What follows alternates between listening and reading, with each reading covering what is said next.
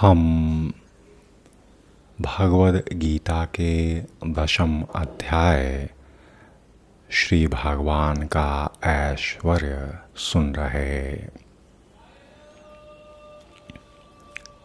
20वें श्लोक तक भगवान ने अर्जुन को स्वयं की महत्ता और उससे किस प्रकार प्रत्येक मानव जुड़ा हुआ है, यह बातें उन्होंने अर्जुन को समझाई कि अर्जुन, मुझसे संबंध बनाना ही सबसे बड़ा कल्याण का कदम है एक जीवन निर्माण हेतु।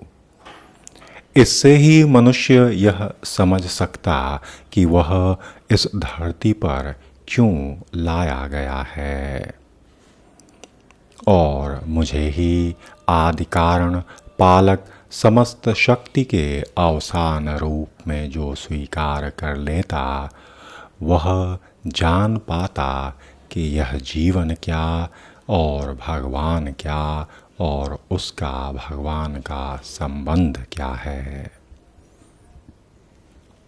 आगे भगवान ने अर्जुन को कहा कि आदित्यानाम अहम विष्णु ज्योतिषाम रवि अंशुमान मरीचि मरुताम अस्मि नक्षत्राणाम अहम शशि। कि हे अर्जुन, मैं आदित्यों में विष्णु, प्रकाशों में तेजस्वी सूर्य, मरुतों में मरीचि और नक्षत्रों में चंद्रमा हूँ। तात्पर्य यह कि आदित्य 12 हैं जिनमें श्री कृष्ण ही प्रधान हैं और आकाश में टिमटिमाते ज्योति पुंजों में सूर्य मुख्य है और ब्रह्म संहिता में तो सूर्य को भगवान का तेजस्वी नेत्र कहा गया।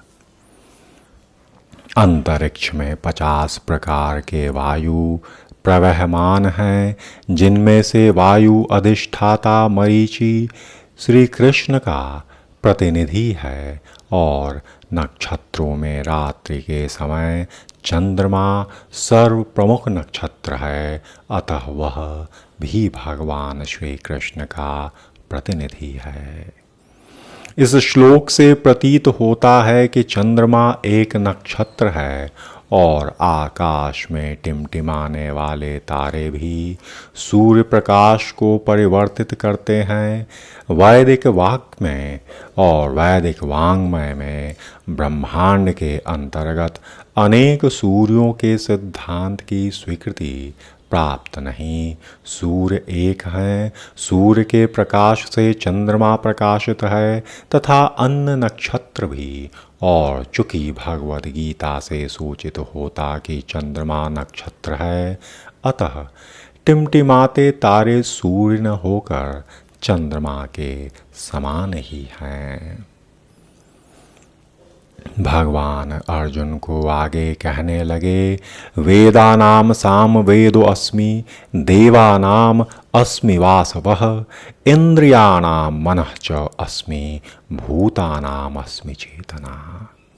कि हे अर्जुन, मैं वेदों में साम वेद हूँ, देवों में स्वर्ग का राजा इंद्र हूँ, इंद्रियों में मन हूँ और समस्त जीवों में जीवन शक्ति चेतना हूँ।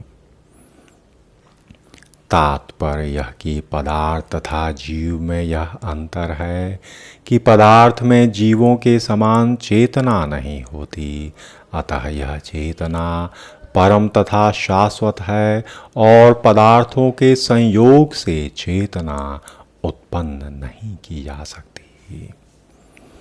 रुद्राणाम शंकरः च अस्मि वित्त ईशः यक्ष रक्षसाम वसुनाम पावकः च अस्मि मेरु शिखरिणाम अहम्। हे अर्जुन, मैं समस्त रुद्रों में शिव हूँ, यक्षों और राक्षसों में संपत्ति का देवता कुबेर हूँ, वसुओं में अग्नि हूँ और समस्त पर्वतों में मेरु हूँ। तात्पर्य यह कि 11 रुद्रों में शंकर या शिव प्रमुख हैं। वे भगवान के अवतार हैं और जिन पर ब्रह्मांड के तमोगुण का भार है, और यक्षों तथा राक्षसों के नायक कुबेर हैं, जो देवताओं के कोषाध्यक्ष और भगवान के प्रतिनिधि हैं। मेरु पर्वत अपनी समृद्ध संपदा के लिए विख्यात है। और आगे 24वें श्लोक में भगवान कहने लगे, पुरोधसाम च मुख्यम माम विद्धि पार्थ बृहस्पतिम सेनानीनाम अहम स्कंदः सरसाम अस्मि सागरः। कि हे अर्जुन, मुझे समस्त पुरोहितों में मुख्य पुरोहित बृहस्पति जानो, और मैं ही समस्त सेना नायकों में कार्तिकेय हूँ, और समस्त जलाशयों में समुद्र हूँ। तात्पर्य कि इंद्र स्वर्ग के प्रमुख देवता हैं और स्वर्ग के राजा कहलाते। जिस लोक में उनका शासन है वह इंद्रलोक कहलाता। बृहस्पति राजा इंद्र के पुरोहित हैं, और चूंकि इंद्र समस्त राजाओं के प्रधान हैं, इसलिए बृहस्पति समस्त पुरोहितों में मुख्य हैं। जैसे इंद्र सभी राजाओं के प्रमुख हैं, इसी प्रकार पार्वती और शिव के पुत्र स्कंद कार्तिकेय समस्त सेनापतियों के प्रधान हैं, और समस्त जलाशयों में समुद्र सबसे बड़ा है। और श्री कृष्ण के ये स्वरूपक उनकी महानता के ही सूचक हैं। भगवान 25वें श्लोक में कहने लगे, महर्षीणाम भृगु अहम गिरामस्मि एकमक्षरम यज्ञानाम जपः यज्ञः अस्मि स्थावराणाम हिमालयः। भगवान ने अर्जुन को कहा, हे अर्जुन, मैं महर्षियों में भृगु हूँ, वाणी में दिव्य ओंकार हूँ, समस्त यज्ञों में पवित्र नाम का कीर्तन जप हूँ, और समस्त अचलों में हिमालय हूँ। तात्पर्य कि ब्रह्मांड के प्रथम ब्रह्मा जी ने विभिन्न योनियों के विस्तार के लिए कई पुत्र उत्पन्न किए। इनमें से भृगु सबसे शक्तिशाली मुनि थे। समस्त दिव्य ध्वनियों में ओंकार श्री कृष्ण का रूप है।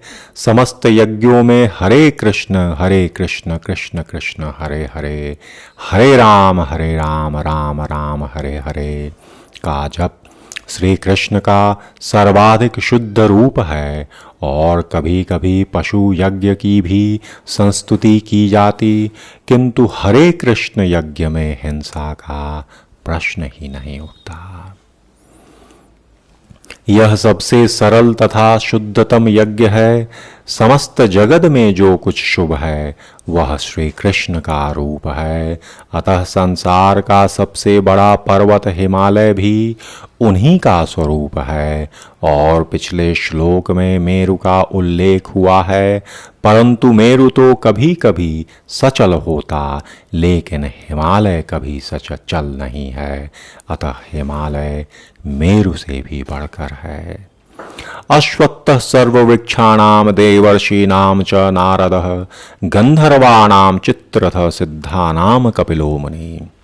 हे अर्जुन, मैं समस्त वृक्षों में अश्वत्थ हूँ, देवर्षियों में नारद, गंधर्वों में चित्ररथ और सिद्ध पुरुषों में कपिल मुनि हूँ। तात्पर्य कि अश्वत्थ वृक्ष सबसे ऊंचा सुंदर वृक्ष है, जिसे भारत में लोग नित्य प्रति नियम पूर्वक पूजते।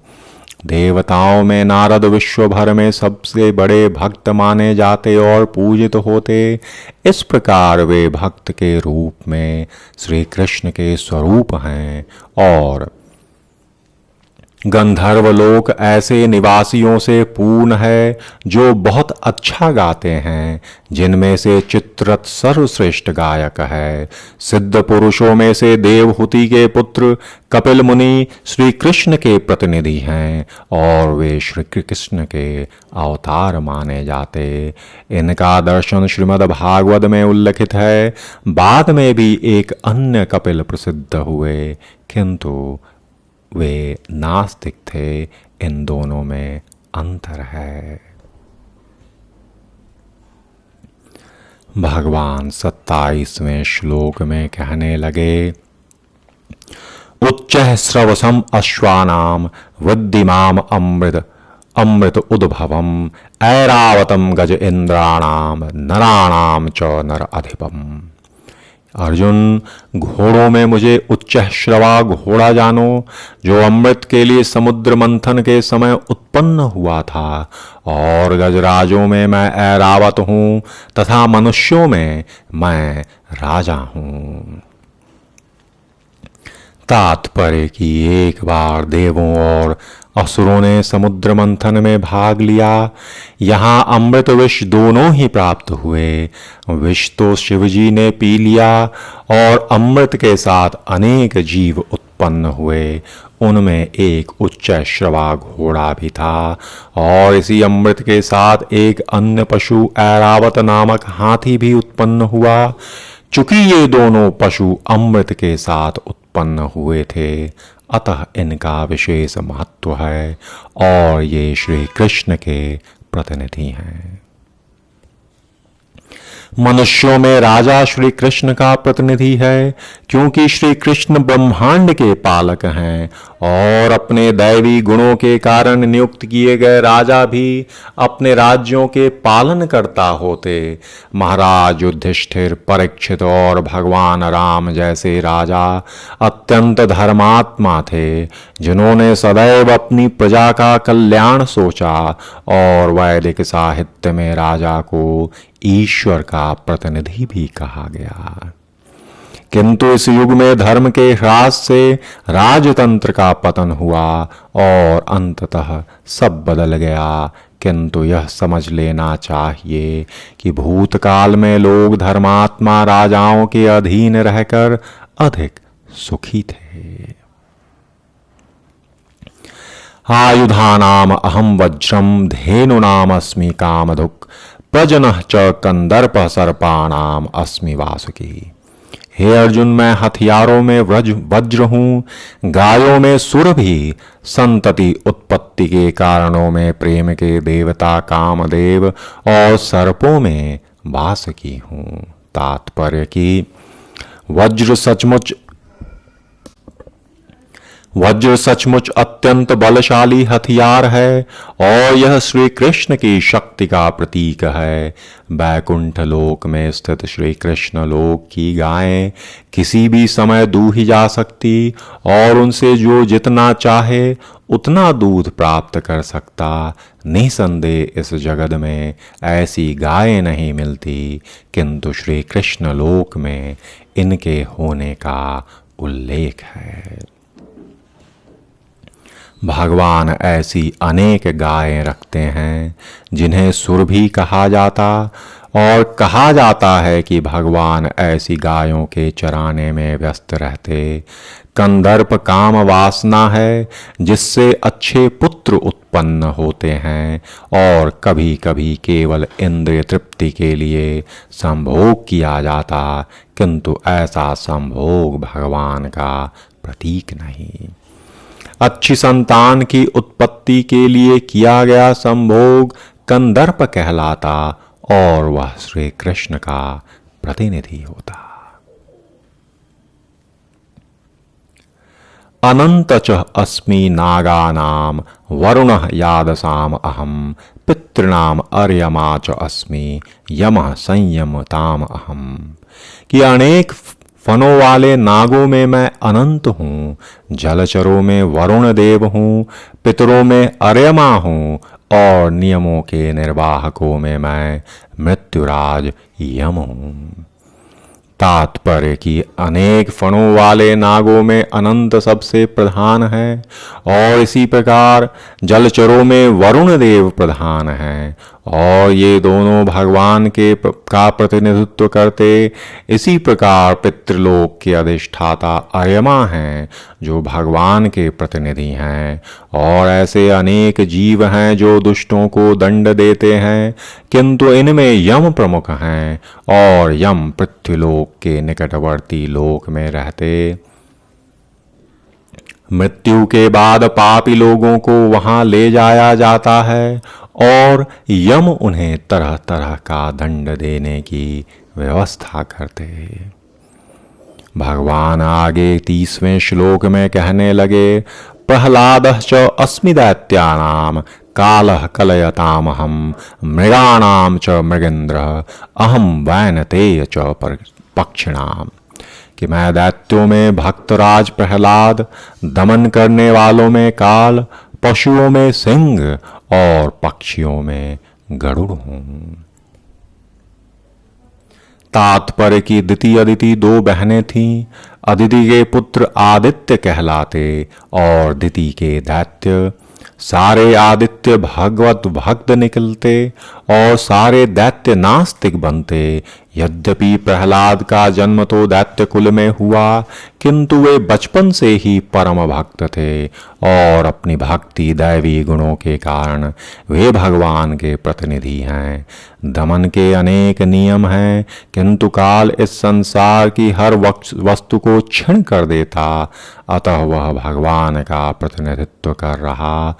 पशुओं में सिंह सबसे शक्तिशाली हिंसक है और पक्षियों में लाखों प्रकारों में भगवान विष्णु का वाहन गरुड़ सबसे महान है। हम यहाँ यह समझ सकते कि प्रत्येक पदार्थ जीव में जो भी श्रेष्ठतम है वे भगवान हैं, चाहे वे उच्च भाव में हो या निम्न भाव में हो। अब इस स्थान पर एक विराम।